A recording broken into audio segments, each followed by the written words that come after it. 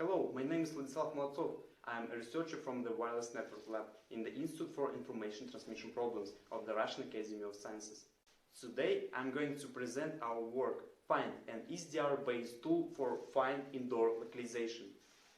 In the modern world, there are many indoor scenarios where it's necessary to locate devices indoor, for instance, malls, smart houses and factories. However, existing approaches are not applicable in these cases. For example, GPS-based solutions provide low accuracy due to signal attenuation when passing obstacles, while RFID-based solutions require additional infrastructure. Alternative way is to use Wi-Fi access points for indoor localization. Many of them utilize antenna array to increase throughput with MIMO transmissions. These arrays can also be used to estimate direction of arrival of the signals from client devices. Afterward, such directions from several access points can be combined together to reveal the device location.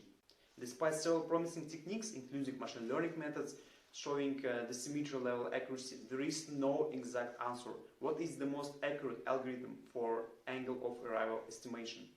It happens for two reasons. First, existing approaches have never been compared with each other in the same scenarios. For instance, some of them use information from frequency domain, so-called channel state information, while others operate with time domain IQ samples, and there are no available datasets or even devices which can provide both kinds of that information. Second, authors usually use some specific hardware which limits the amount of used data.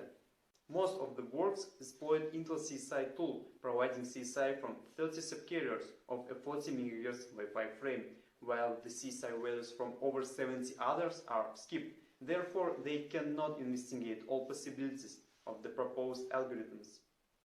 In our paper, we present a testbed that solves these problems.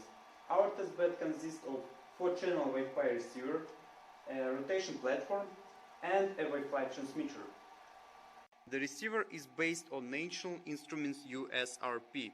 It has FPGA inside that we program in LabVIEW 2020. This FPGA allows us to flexibly configure our device. Thanks to that, our receiver is able to capture real Wi-Fi frames in the 80 MHz band and retrieve from them CSI values from 242 subcarriers of the VHT LTE field, all time domain IQ samples of the legacy preamble and the VHT preamble, and also signal-to-noise ratio. The transmitter is another USRP running 802.11 application framework, but any Wi-Fi device can be used, because our receiver works with real Wi-Fi frames. The rotation platform is used to set an antenna array to a certain angle relative to the transmitter. Here you can see the examples of obtaining information. The left figure is the absolute value of time domain IQ samples of various fields of preambles from one antenna, while the right figure is the absolute value of CSI from the VHT LTE field. For demonstration purposes, we also implemented multiple signal classification algorithms to estimate directions of arrival on the host. Here you can see so-called pseudospectrums, whose peak values correspond to the most likely directions of arrival. The left pseudospectrum is obtained from data in the time domain, while the right one is from the data in the frequency domain. If I move the transmitting antenna relative to the receiving array, peak values on pseudospectrums move correspondingly.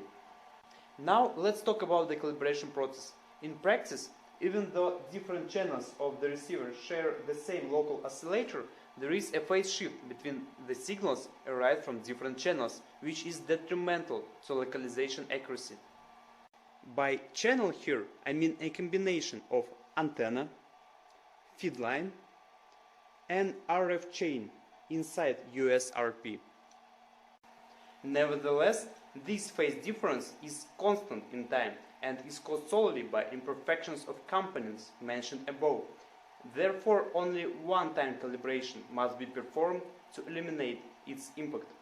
The most obvious way of that is to send a reference signal to all channels via splitter and measure the phase difference between them. However, this procedure doesn't take into account imperfections of feed lines and antenna used in our case. Another fruitful technique originating from this paper is to deploy the receiving antennas at the same distance from the transmitting one and to measure the phase shift in this case. The original paper states that it's necessary and sufficient to install the receiving antennas just closer to the transmitting one in order to mitigate the impact of multipass in the indoor environment. However, we noticed that the impact of multipass is still significant. To prove that, we measured such phase shifts in different places in space, and they proved to be non-identical, even when antennas almost touch each other.